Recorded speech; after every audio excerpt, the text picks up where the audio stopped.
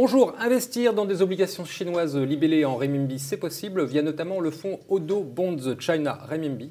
Reste à savoir si c'est encore d'actualité. Et pour y répondre, j'ai le plaisir de recevoir sur ce plateau son gérant Alain Criff. Alain, bonjour. Bonjour. Vous allez bien? Très bien, merci. Alors dans mon introduction, j'aurais pu rajouter renminbi offshore. Tout à fait. Ça veut dire quoi exactement? Alors ça veut dire quoi? En effet, il y existe en fait plusieurs devises chinoises. En fait, il n'existe qu'une seule devise chinoise. Le renminbi. Le renminbi, qui est la devise officielle, qui est le nom officiel, même si on connaît la devise plus sous le nom de yuan, qui est l'unité de compte.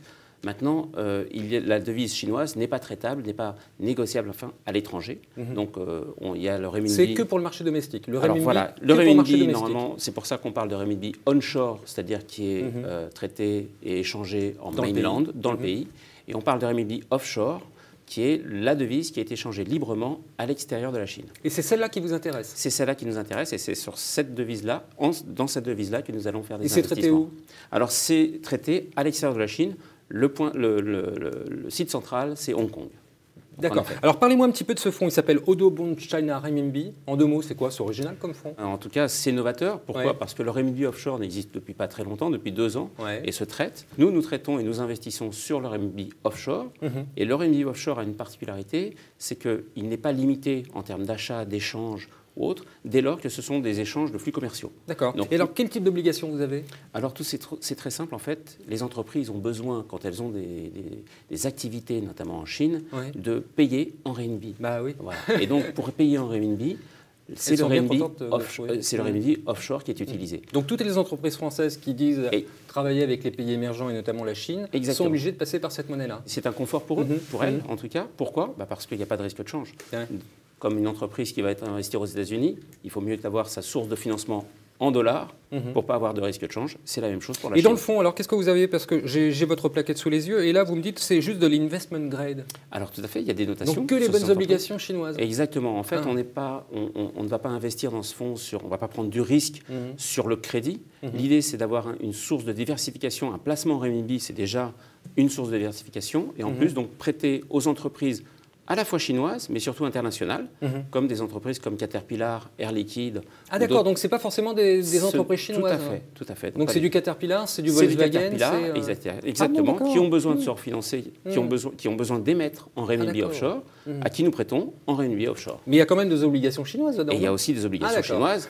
Maintenant, en fait, comme nous investissons toujours avec une analyse approfondie de chaque entreprise, donc bien sûr, nous connaissons ces entreprises européennes ou internationales déjà. Et là, nous sommes aidés par Gozen Securities, avec lequel nous avons un contrat. C'est quoi? C'est votre filiale en Chine? En fait, c'est un partenaire. C'est un partenaire, d'accord. C'est un partenaire qui est à la fois en mainland et à Hong Kong, qui analyse et qui va être un advisor pour nous, qui analyse les entreprises chinoises et qui vont nous donner des recommandations.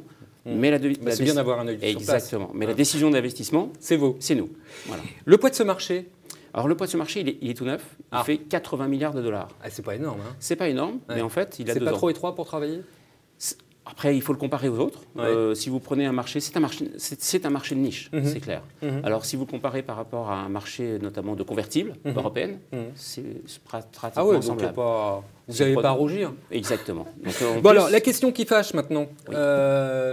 Les pays émergents, ça ne marche pas bien. Et les devises, encore moins bien. Alors vous, avec votre produit, la Chine, là, c'est un cas particulier. C'est un cas particulier. Vous êtes inquiet de ce qui se passe? Ça vous pose un problème pour le fonds ou pas? Alors, par rapport à notre investissement, on n'est pas touché de plein fouet du tout. On a une courbe en renminbi notamment. En effet, on a une tension sur le court terme, notamment en certificat de dépôt, en repo, que la Banque centrale de Chine tente de réguler, en fait, à retirer des liquidités pour étrangler le shadow banking, notamment en Chine, ce qui a provoqué une tension sur les taux courts, mais en même temps, ça nous profite. C'est-à-dire qu'en fait, on investit sur des entreprises, on l'a dit, internationales ou chinoises. Les maturités d'investissement sont très courtes. Sont de l'ordre de 3 ans maximum, mais c'est plutôt 1 an, 2 ans. Donc, par exemple, on a investi sur du Caterpillar 2015 à 3,25%. Donc vous voyez, c'est des taux qui donc pour l'instant parlent plus. Vous, ça va, donc vous n'êtes pas inquiet. Exactement, nous, pour ça va. Il y a une petite tension sur le cours, ouais. mais c'est au contraire, ça nous permet de placer sur des signatures qu'on connaît très bien, ouais. à des taux plus élevés. Qu'est-ce que ça peut donner en termes de perf sur un an? Alors, vous avez un objectif? Oui, il y a deux moteurs de performance dans ce fonds. Ouais. Le premier moteur, c'est l'appréciation de renminbi. Ouais. Dès lors quand on est investi dans ce fonds, soit en euros, soit en dollars, on a le risque de change entier. Okay. C'est l'appréciation du renminbi. Alors on peut en reparler parce que le poids de la Chine. Temps, et le deuxième moteur? Et le deuxième moteur, c'est le rendement sur les titres, sur les bonds, notamment comme on a dit Caterpillar ou Volkswagen. Et globalement, ça donne quoi? Ça donne 1%, ça donne 3% sur les taux donc en placement. Et sur l'appréciation de renminbi, si on regarde ce qui s'est passé, alors voilà, il faut compter 2-3% sur l'année. Alors là, je parle en dollars. L'euro-dollar, c'est encore autre chose. Donc l'euro contre renminbi, ça peut être aussi bien que le dollar, ou mieux, ou moins bien, avec une volatilité peut-être plus importante. Alain, merci beaucoup. En tout cas, vous en parlez très bien. Merci. Et j'aurai bien sûr grand plaisir à vous retrouver sur ce plateau parce que ce fonds est très intéressant et j'aimerais bien qu'on le suive au cours de l'année. Merci encore.